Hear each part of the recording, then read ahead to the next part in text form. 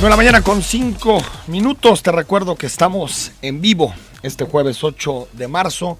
Si nos quieres mandar un mensaje de WhatsApp, está abierta la vía de comunicación 33 18 80 76 41 para que opines sobre la huelga feminista, el paro, el Día Internacional de la Mujer y todos los debates colaterales que se han abierto precisamente por esta fecha. Como todos los jueves, saludo al doctor Jorge Rocha. Jorge, ¿cómo estás? Muy bien, buenos días, ¿cómo están? Ya habrá tiempo de hablar sobre todo la seguridad. Híjole, está tremendo, ¿eh? Tremendo. Pero hay que coordinarse. Hay que coordinarse, siempre. Sí, siempre así es. Menos mal. Erika Loyo es titular del Instituto Jalisciense de las Mujeres. Erika, buenos días, bien, muchas gracias por invitarnos. Gracias por acompañarnos. Y la doctora Paola Lazo es profesora, investigadora y activista en temas de género y derechos humanos. ¿Cómo estás, Paola? ¿Qué tal, Enrique? Buenos días y buenos días a todos y a todas. Muchas gracias por la invitación. Erika, Paola, ¿por qué una huelga? Creo que es la primera vez que hablamos de una huelga feminista. ¿Por qué una huelga? Erika. Pues mira, ¿Por qué se convoca una huelga? Yo creo que tiene que ver mucho con todo esto que ha venido pasando a nivel internacional por hacer visibles las luchas de las mujeres y el tema de la urgente necesidad de la igualdad sustantiva en todos los ámbitos y el reconocimiento a toda la serie de problemáticas que enfrentamos las mujeres todos los días. Ayer justo estábamos presentando el estudio del Observatorio Jalisco, cómo vamos, ser mujer en Guadalajara, y que hace visibles todas estas problemáticas. Entonces, al final, tiene que ver con una visión simbólica de lo que significa luchar por este reconocimiento de lo que hacemos todos los días desde las trincheras diferentes, diversas y plurales en las que estamos, y que significa parar para que eso que hacemos sin reconocimiento en muchas ocasiones, que es el trabajo no remunerado, la tarea de cuidados, toda una serie de cosas, pues sea visible, ¿no? Venía escuchando a las organizadoras en la mañana, aquí con Pablo, y bueno, claramente decían, pues es que hay muchas mujeres que no podemos parar o hacer una huelga como tal porque si no nos descuentan el día, porque si no, no tenemos que llevar de comida a la casa, pero todas y cada una paran de manera simbólica de la forma en la que les represente este tema de ser significantes, ¿no? En el acontecer del día a día. Paola. Sí, y yo creo que se trata mucho de visibilizar la situación de las mujeres, visibilizar la aportación que las mujeres hacen a la sociedad, ¿no? Todas las labores que no están contabilizadas económicamente y que no están reconocidas socialmente, ¿no? Como valiosas y como aporte a la comunidad. Entonces, lo que se pretende con la huelga es decir, quienes puedan salir de sus casas, salgan de sus casas, dejen de hacer las labores domésticas, dejen de hacer las labores de cuidado, las labores de atención a los otros, porque siempre se nos ha criado y se nos ha educado con esta relación de ser para los otros, ¿no? Y entonces hay que visibilizar que sin nuestra contribución a la comunidad, pues faltamos y hacemos falta y somos necesarias y muy importantes, por un lado, ¿no? Y otra parte de la convocatoria de salir a las calles también tiene que ver con esta invitación a hacer redes y alianzas solidarias entre mujeres, ¿no? Hacer redes que visibilicen estas otras formas que tenemos de relacionarnos y de vincularnos desde la solidaridad entre las mujeres, que es la sororidad, ¿no? Esta hermandad distinta que va de respetarnos y aliarnos unas a otras para luchas comunes y para además visibilizar también toda la violencia, toda la agresión y todo el trato discriminador que se vive cotidianamente en el ámbito laboral, en el ámbito académico, en el ámbito familiar y en el ámbito social en general, ¿no? Es una huelga, Paola, frente al Estado, al gobierno, a los hombres, a la sociedad. ¿A quién? Es una huelga, la verdad es que es una huelga. Porque siempre si te fijas una huelga, claro, en el sentido clásico de la palabra, tiene un interlocutor, alguien, ¿no? Claro, ¿no? Un trabajador se pone en huelga frente al patrón. Claro. ¿Frente a quién es esta huelga? Yo pienso que es una huelga frente a toda esta estructura patriarcal, toda esta cultura machista, ¿no? Que finalmente discrimina a las mujeres, nos violenta, nos agrede constantemente, y lo que queremos es como visibilizar que para que haya un cambio estructural necesario, para que de veras se mueva de raíz, ¿no? Digamos, se simbre el mundo, ¿no? De raíz, necesitamos hacerlo visible y necesitamos que mujeres y hombres miremos la realidad de nosotras como mujeres, ¿no?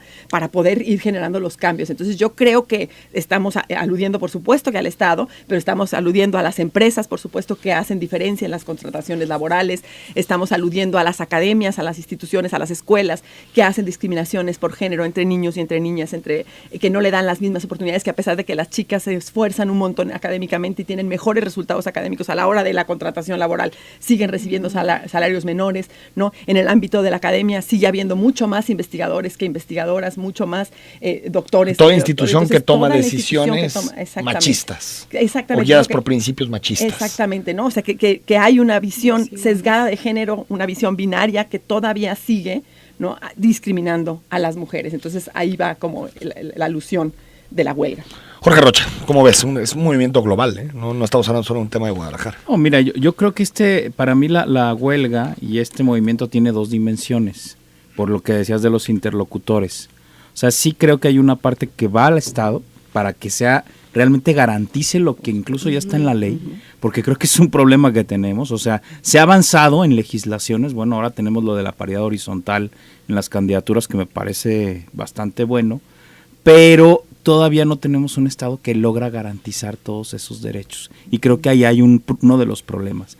Y la otra es este cambio cultural, la desnormalización de la desigualdad, ¿no? Que es el otro gran interlocutor social, que sí va a las grandes instituciones sociales, ¿no? Ahí sí a las escuelas, a la iglesia, a la familia, para decir, a ver, esta manera de relacionarse no es normal, es injusta estructuralmente y hay que irla revirtiendo.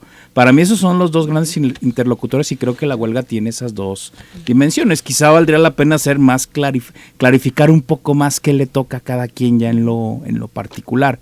Pero para mí tiene esas dos vertientes y creo que si una no camina, la otra se va a atorar, para mi gusto, porque tenemos que hacer este cambio cultural, pero también el Estado tiene que terminar de asumir, y hablo del Estado en general, tiene que terminar de asumir las responsabilidades que tiene, ¿no? Erika Loyo, ¿cuáles son los principales problemas de las tapatías? Híjole, pues ayer tú estuviste en la presentación. Sí. Yo supongo que son todos, pero priorizarlos. Un poco decía Augusto Valencia ahí que Augusto Chacón. Yo dije, bueno. Ya está en esas. Él decía, pues es que esta encuesta revela que ser mujer en Guadalajara es una suerte de deporte extremo, ¿no? Y las mujeres se lo pasan muy mal en Guadalajara.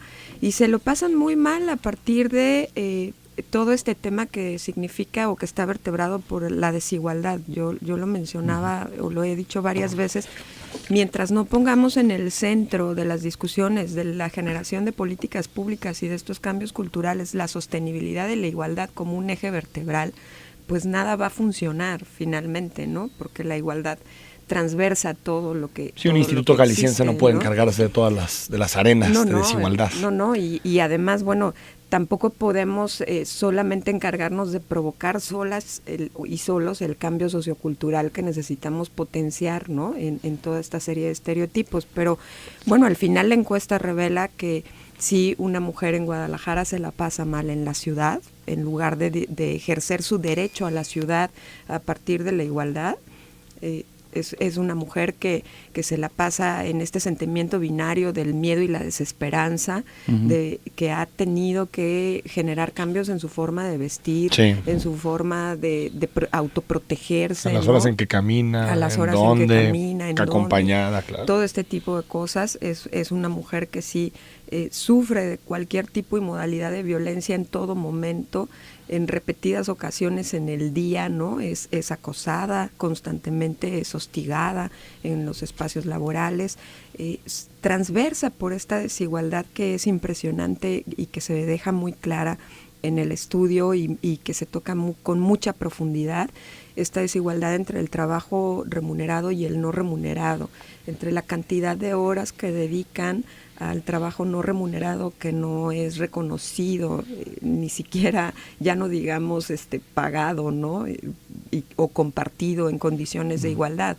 Una mujer puede dedicar 5 horas diarias en promedio al trabajo no remunerado y el hombre 2.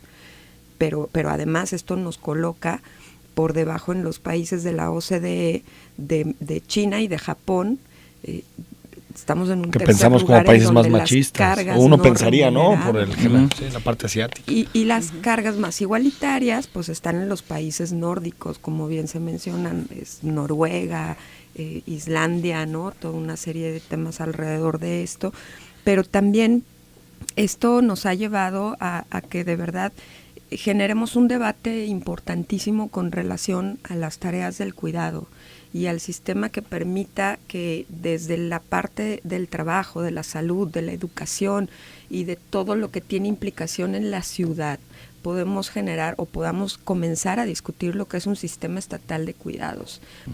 Nosotros lo hemos mencionado en constantes ocasiones, el cuidado es bajo el uso o bajo el texto más simple y sencillo, todo aquello que hace preocuparte por la seguridad del otro.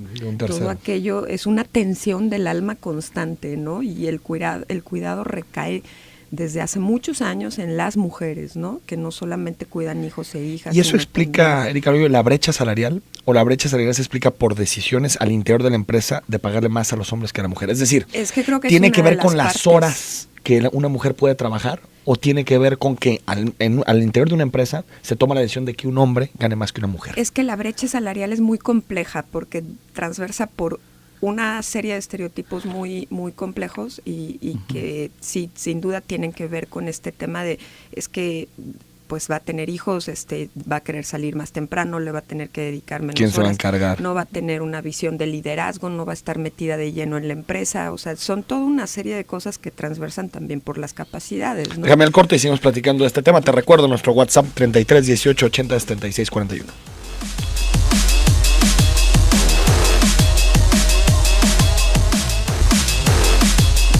De la mañana con 22 minutos. Gracias por acompañarnos. Te recuerdo nuestras vías de comunicación abiertas. Opina con nosotros 33 18 80 76 41. Paula Lazo, aparte de todo este debate sobre la huelga feminista, el Día Internacional de la Mujer y lo que supone las reivindicaciones detrás de la huelga, está toda la discusión sobre el feminismo. Y si el feminismo se ha convertido en una fuerza política o de conciencia política de las mujeres que divide, que señala al hombre, que busca enemigos. ¿Tú qué opinas de todo este debate que hay en torno al feminismo a nivel mundial y también lo vivimos en nuestra sociedad? Claro, mira, yo creo que la causa feminista me parece que está no necesariamente bien entendida, ¿no? Y que efectivamente ha generado mucha resistencia porque toca a las personas en lo individual, en su manera de ser, en su manera de ver el mundo, en su manera de entender las relaciones con los demás y en su manera de vivir las relaciones de poder en la vida cotidiana. Bueno, ¿cómo ¿no? hablamos? ¿No? Entonces, ¿cómo hablamos? La estructura más definitoria de una persona. Entonces, ¿no? Me parece que por eso genera tanta resistencia y ha generado tanto conflicto, ¿no? Me parece que hay una desinformación impresionante en esta noción de creer que el feminismo tiene que ver con mujeres contra hombres, que las mujeres quieren, ¿no? Aplastar a los hombres, quieren erradicarlos, suplantarlos. Sí, no, me parece que es barbaridad. verdaderamente ridícula y que ha llegado al extremo de enunciaciones como la palabra feminazi, por ejemplo, ¿no? Que uno la ve en redes sociales, que ve que la usa la gente. Que aparte, más y allá que de lo hay quienes te dicen, bueno, a mí sí. sí me interesa que las mujeres tengamos igualdad, pero es que hay unas feminazis que son terribles, ¿no? Pero, Entonces sí. yo digo, si supieran el origen de la palabra feminazi, que se origina en un movimiento conservador en Estados Unidos en los años 90. Aparte es sí, banalizar de un grupo, al de nazismo. y que es además un grupo de varones, por supuesto, resistiéndose a la lucha de las mujeres por la autodeterminación de su cuerpo, por la decisión en términos de la reproducción, en términos de la anticoncepción, en términos de la propia decisión sobre su sexualidad en su cuerpo, ¿no? Entonces, y claro, les pareció fácil compararlas, ¿no? Con un movimiento como radical, el movimiento como nazi, el ¿no? nazismo, Radical, ¿no? que no tiene nada que ver. Entonces, ahí sí me parece que un movimiento como el feminismo, que busca justo la justicia social, la igualdad equitativa, las relaciones armoniosas y que busca la paz y la buena convivencia y el bien común, pues nada más opuesto, ¿no? Entonces, pero hay como toda esa desinformación que genera también y que hace fácil, entonces, que sea como una polvorín que se reproduzca en términos de resistencias sociales comunes, sobre todo en las redes, no lo ve uno mucho. Pero a mí me parece también que justo hay mucha resistencia porque sí te exige preguntarte cómo estás mirando el mundo, cómo estás mirando tu relación como pareja, como padre de familia, como hijo, como hermano, como compañero de trabajo, ¿no? Y sí te exige decir, caray, pues resulta que es verdad, porque además viene introyectado, o sea, así nos forman, ¿sí? A mirar el mundo de una manera binaria, de una manera dividida, en donde crecemos creyendo que los hombres pueden una cosa y las mujeres pueden otra, ¿no? Y que no tenemos las mismas posibilidades de desarrollo, de capacidades, la misma inteligencia, las mismas oportunidades, no, las mismas posibilidades, y entonces los propios sistemas, las propias instituciones van ofreciendo oportunidades de vida distintas, diferenciadas, en donde sí se disminuye y se limita las oportunidades hacia las mujeres.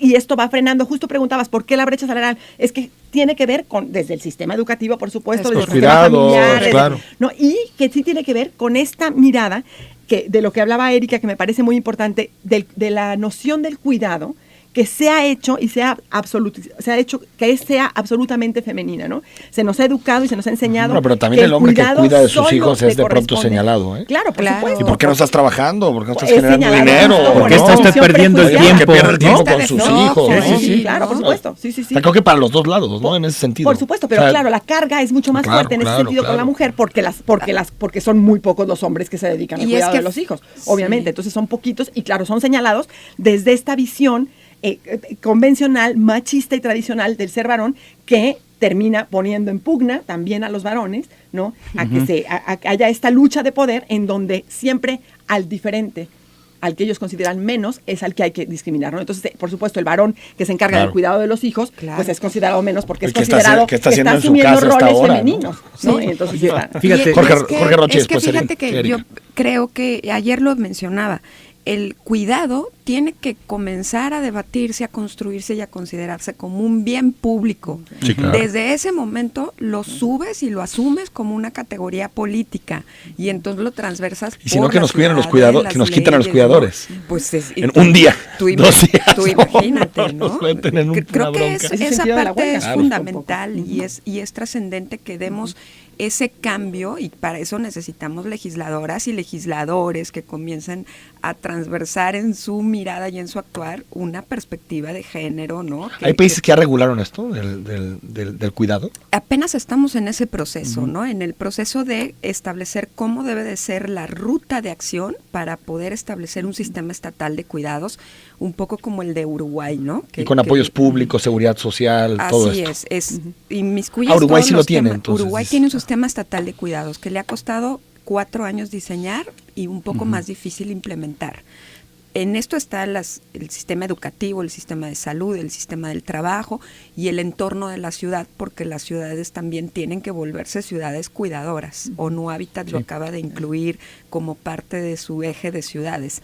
Bajo esta lógica, pues no podemos avanzar en los 8 meses que nos restan en dejar un sistema estatal de cuidados bien constituido, pero sí un plan de ruta que vamos a comenzar a trabajar ya desde este mes con la CEPAL, con la División de Asuntos de Género y con gente de ONU Habitat que nos permita transversar esta lógica, porque las ciudades violentan permanentemente, ¿no? Y las ciudades tampoco están diseñadas para esto, menos los sistemas educativos, menos los espacios en donde tú puedes dejar a tus hijas y a tus hijos, menos el trabajo que permite hacer más noble esta relación de la vida laboral con la vida familiar o con la vida individual incluso, ¿no? Porque tampoco necesariamente tiene que ser absolutamente concentrada en lo familiar, pero son muchas cosas que hay que entender y que requieren un cambio de paradigma importantísimo.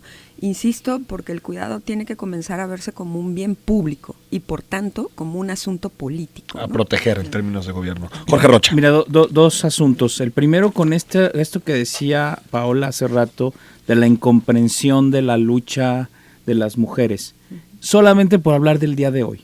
O sea, hay unas que dicen, no hay que felicitar porque es una conmemoración.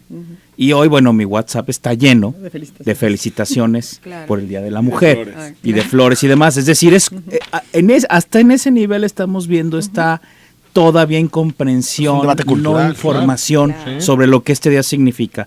Y en torno al tema del cuidado, sí, yo creo que ahí hay que avanzar mucho. Mira, a ver, yo lo voy a decir, particularmente yo los jueves en la tarde cuido a mis hijos, así es. pero tengo una tarde a la semana, pero creo que de todo mi entorno, creo que soy el único que hace eso. Y porque lo puedo hacer, además, porque tengo una estructura en mi trabajo en el ITESO que me permite decir, esa tarde yo no voy a la universidad y me dedico a cuidar a mis hijos, ¿sí? Pero ha sido un proceso de aprendizaje. Así es.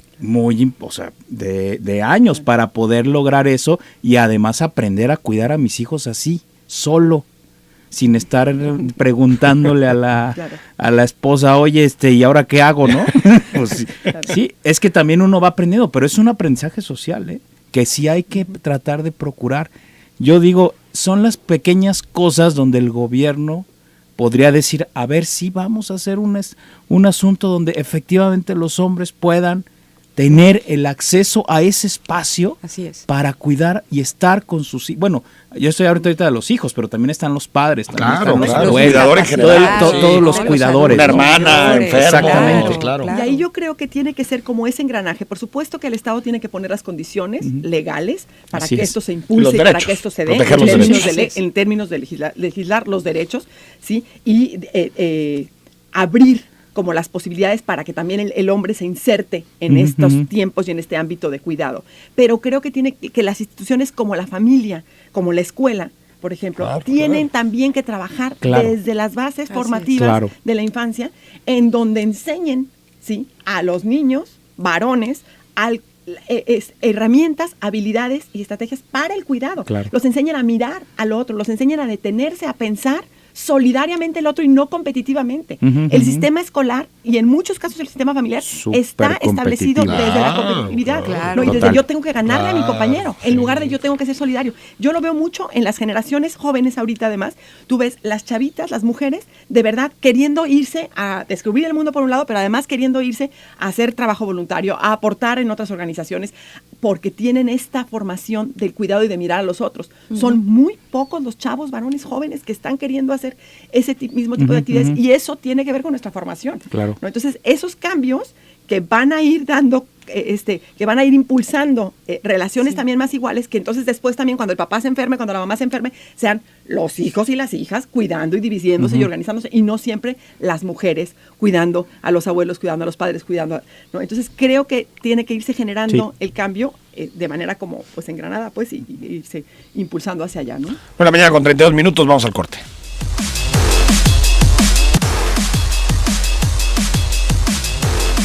Estamos de regreso, 9 de la mañana con 37 minutos. Están llegando muchos mensajes, preguntas, debates que están surgiendo en torno a este 8 de marzo, convocada huelga general feminista a nivel nacional en muchas ciudades de nuestro país.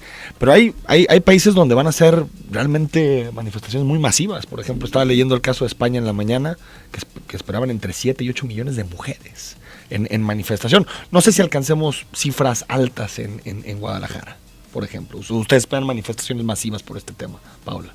Sí, la verdad es que en términos de cifras no te sabría decir. Lo que he visto mucha actividad, ¿no? Tuvimos la semana pasada la visita de una feminista muy reconocida, Silvia Federici, y la verdad es que todas las actividades que estuvieron a mí me pusieron como muy contenta. Estuvieron llenos todos los auditorios, todos los espacios, ¿no? Estuvo primero en el ITESO y estaban jóvenes, mujeres y hombres muy sensibles, muy atentos, ¿no? Ahí se convocó, por supuesto, a la huelga y se convocó a la marcha.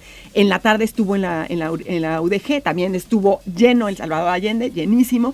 Al día siguiente, el sábado, tuvimos un conversatorio con ella en el espacio feminista de Cuerpos Parlantes. Estaba a reventar, estaba todo el piso, todo lleno. Entonces, y desde allá veo como mucha convocatoria. He visto como mucho movimiento y mucho interés de mujeres y de hombres de participar y de involucrarse de alguna manera, ¿no? Quienes pueden, quienes no pueden, como bien decía Erika, pues lo haremos de manera simbólica, ¿no? Y estaremos a lo mejor en pedacitos de la marcha y de la manifestación. Pero en términos de números no te sabría decir cuántas esperan, ¿no? Yo espero que sea mucha movilización y sobre todo además que haya como mucha conversación alrededor de por qué el paro, ¿no? Y de qué estamos queriendo señalar, indicar y visibilizar con el paro, ¿no? Y falta conciencia en las empresas, en los hogares, las familias, para decir, este día nosotros los hombres nos encargamos de esas cosas que ustedes habitualmente hacen, ¿no?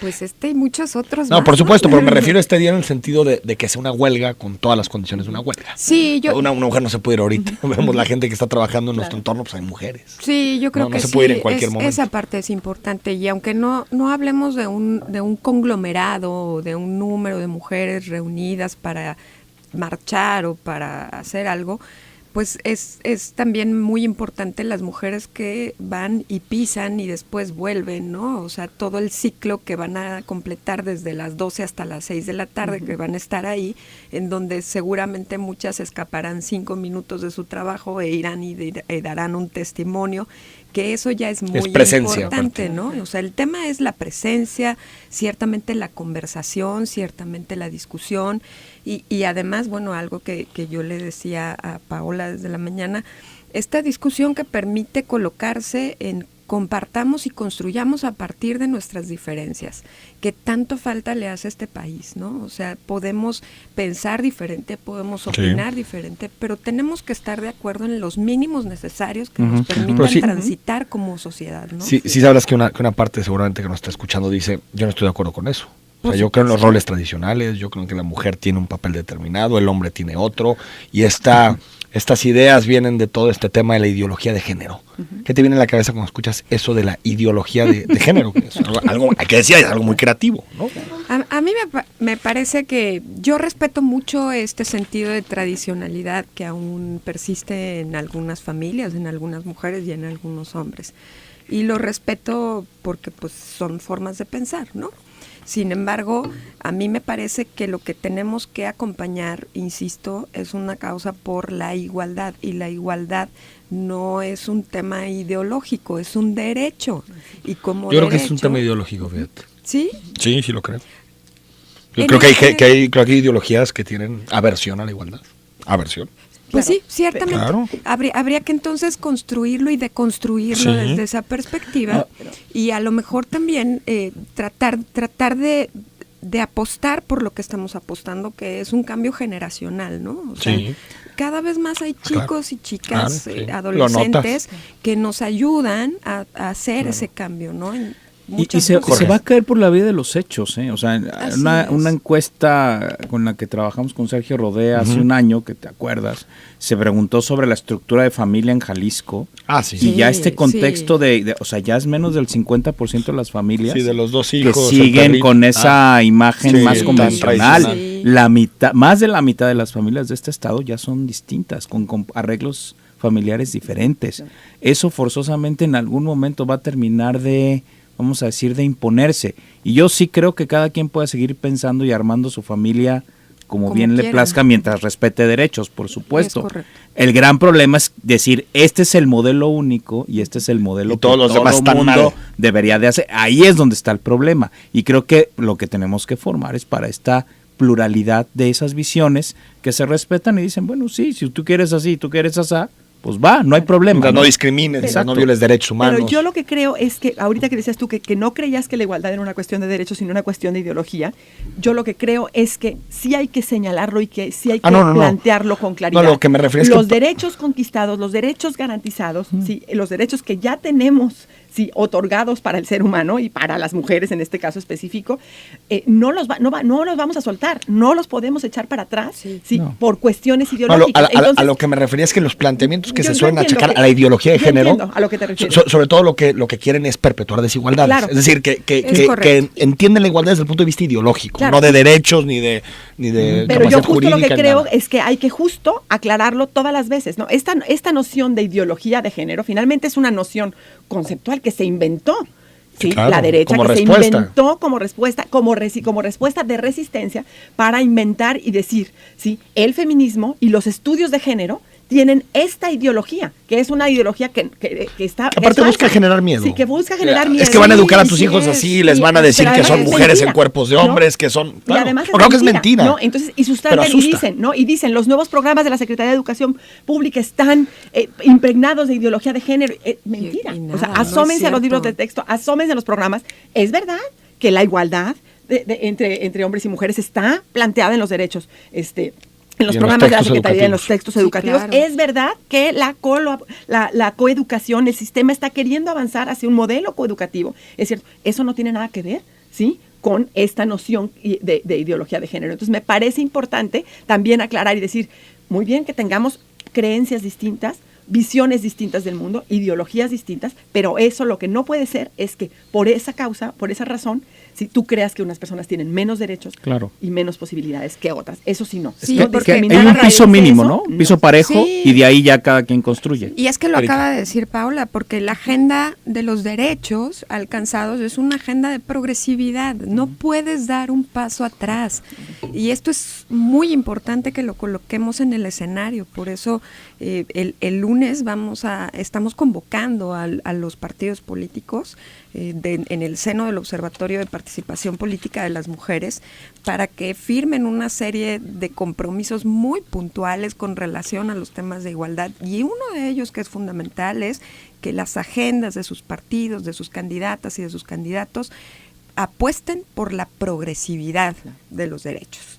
Y esto es muy importante, y es muy importante porque pase lo que pase, elija la gente y la ciudadanía a quien elija, no podemos Pero habrá dar partidos que te van a pasos decir que hacia no, atrás. que ellos no están de acuerdo con esos temas.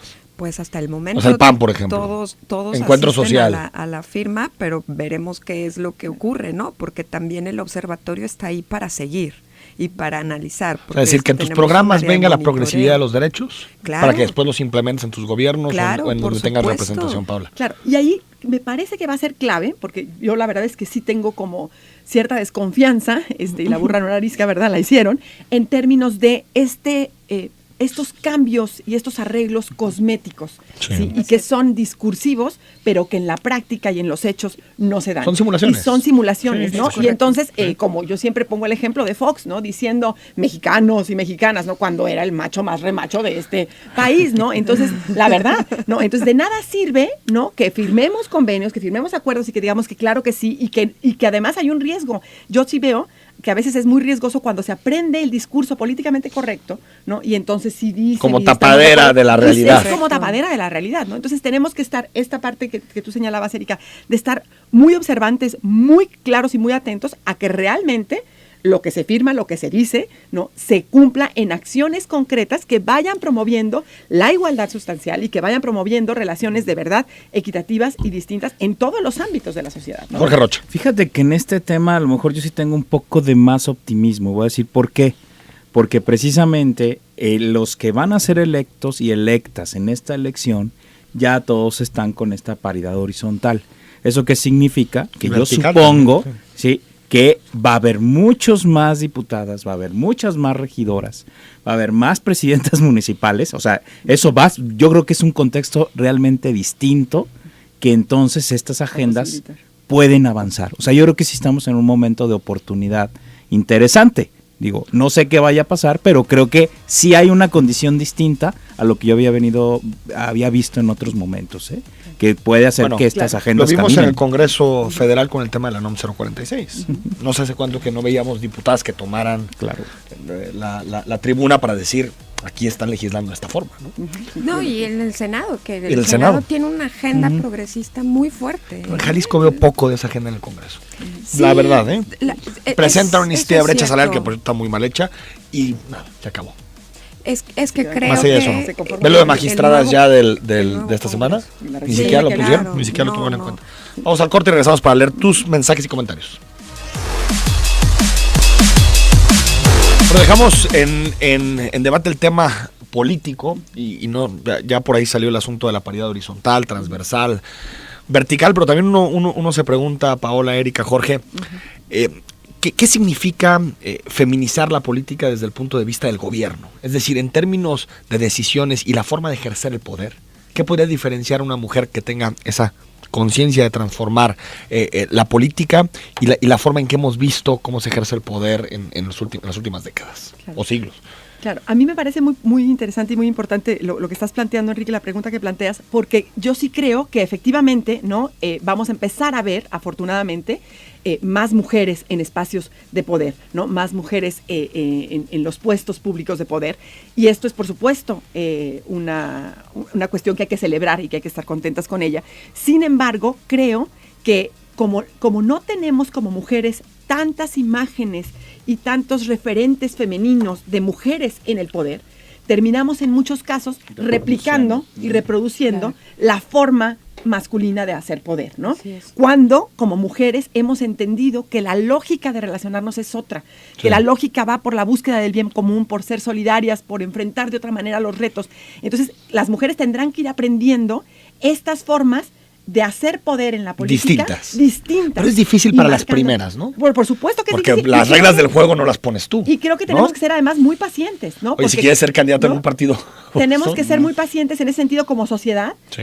Porque llega una mujer y dicen, ¿ya viste? Permitirles que metan la pata, permitirles que se equivoque, porque están aprendiendo, son nuevos espacios, son nuevas formas, porque ¿no? los hombres también les pasa también igual. Les pasó y les ha pasado, por supuesto, ¿no? Entonces yo sí creo que hay que confiar, que hay que apostarle, y que como mujeres hay que aliarnos también para ir pudiendo, de la manera más respetuosa y la manera más honesta, irles diciendo, yo veo que por aquí no, yo veo, y aliarnos entre mujeres para fortalecer a las mujeres que están en los puestos representativos de poder, para que puedan ir construyendo otros modos, otras formas de hacer poder. Javier Preciado nos dice, Enrique, gran programa, justo ahora, cuando vemos la pobre seguridad que el gobernador Sandoval brinda al Estado, y muy preocupante, las mujeres en este tenor. ¿Cuántos casos van de lo que arranca el año, lo que va del sexenio? Ojalá México cambie, y más por la recuperación de los valores que comprenden nuestro actuar para convivir con respeto, en especial a las damas. Saludos, y Fox es y será el, no puedo decir la palabra, del país. De punta a punta, saludos, dice Javier Preciado. Por cierto, hoy leía, Jorge, una investigación interesante, sin embargo, donde comparaba lo que ha gastado Peña Nieto en medios de comunicación, más de 30,000 millones de pesos en un sexenio, y lo que ha gastado en temas relacionados con la igualdad entre hombres y mujeres. 2-1 más o menos en términos de inversión, ¿no? Terrible. Raimundo Guzmán, buen día, Enrique, y saludos a tus invitados. Vivimos desgraciadamente en un país machista, donde no valoramos el gran apoyo que nos brindan día a día en lo familiar, laboral y en diferentes ámbitos. En lo personal comparto con mi esposa todos los derechos y labores del hogar, y pone entre comillas, no soy mandilón. no tenías que aclararlo. No. Raimundo, porque ahí compartimos labores aquí también. Todos estaríamos aquí en el todos grupo. estamos en ese lado. Adolfo Lara, buen día, felicidades por el programa, y comentar por qué utilizamos en el tema de hoy la palabra igualdad en lugar de equidad. ¿Alguien podría hacer? Porque la equidad está enlazada a la justicia social, y la igualdad es un tema fundamentado en los derechos. Esa es la diferencia entre ambos. Sí. 89-62. A la señora Paola parece que le va a dar un infarto, habla muy acelerada. Saludos. Bueno, todos aquí son muy acelerados, la verdad.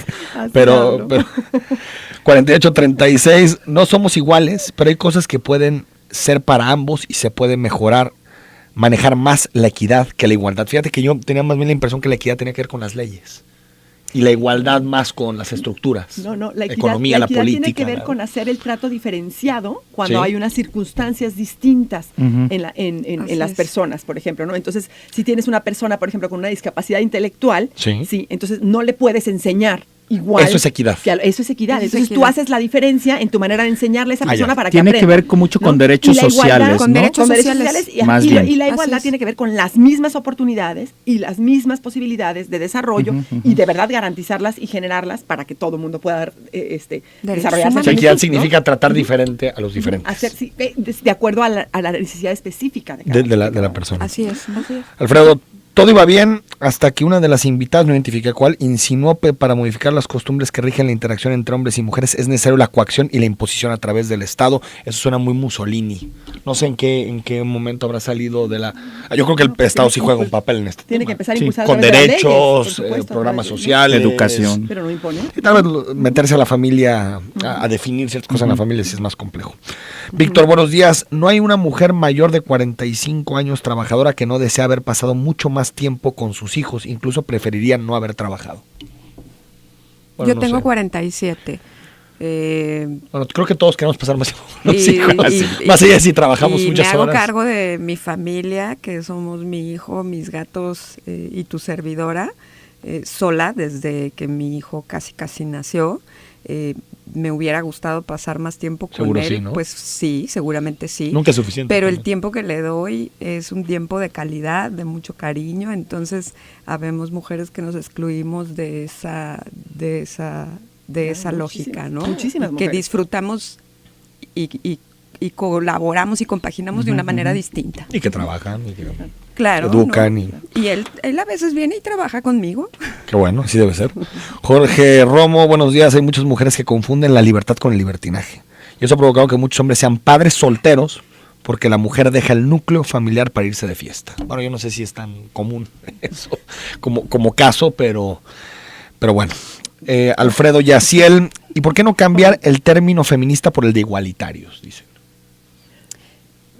Yo diría que Paola. es porque hay que nombrarlos, bueno, hay que nombrarlo y hay que reconocer las luchas, ¿no? Las luchas y los movimientos de mujeres que por años han estado buscando ir cambiando esas estructuras de inequidad y esas estructuras desiguales en donde las mujeres tenían muy poca participación en la vida social, en la vida comunitaria, en la vida política, ¿no? Y si no reconocemos que han sido las mujeres feministas las que han hecho esas luchas y todas esas acciones para ir transformando la realidad e ir construyendo los derechos que afortunadamente hoy tenemos nosotros, pues, creo que sería invisibilizar su labor. Y la discriminación es contra las mujeres. Reconocerlas, y no reconocerlas. Sí, ¿no? yo Entonces, coincido, tenemos que ir, Erika. y porque una parte fundamental de esto es que a las cosas hay que nombrarlas Claro, como se debe, ¿no? El acoso es acoso, Como la cuando te hablan de violencia es la racismo violencia, inverso y todas ¿no? estas cosas.